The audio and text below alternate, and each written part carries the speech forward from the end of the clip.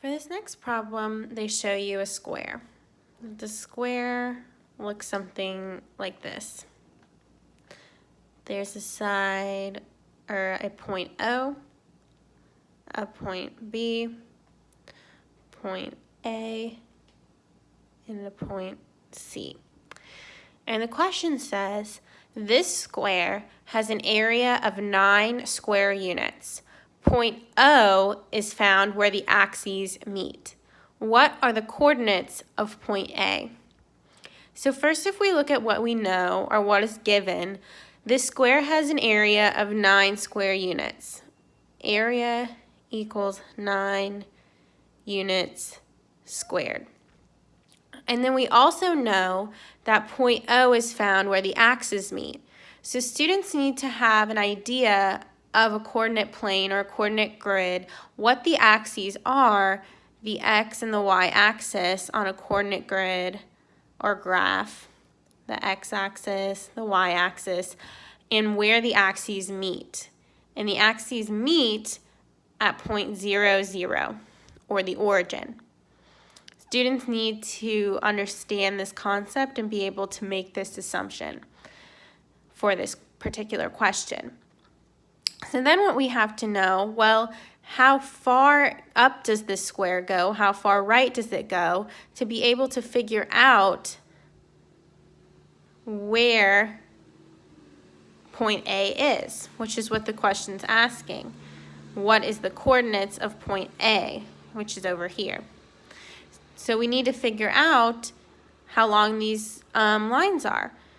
But how do we do that? All we have is the area. Well, what is area? What gives us the area? What components of this square? Well, area, students know, is length times width. Two sides of the square multiplied together. Length times width. So for 9, we need to have a length and a width that multiply to equal 9.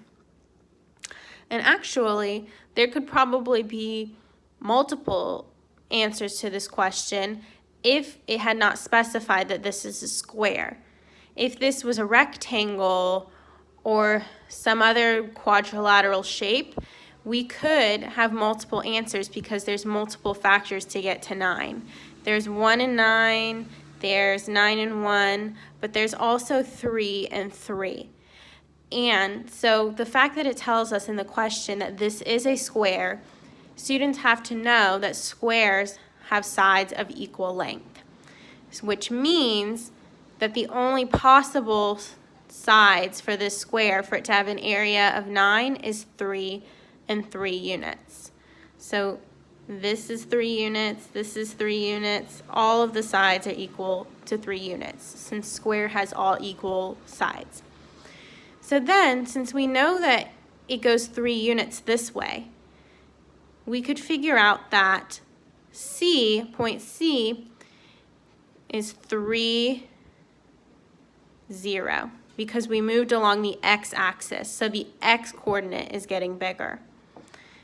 If we went to point B, we're going up the y-axis, so the x isn't changing, the y is. And then lastly, point A, we're changing both the x, we're going over 3 units, and up 3 units on the y, which would give A the coordinates of 3, 3.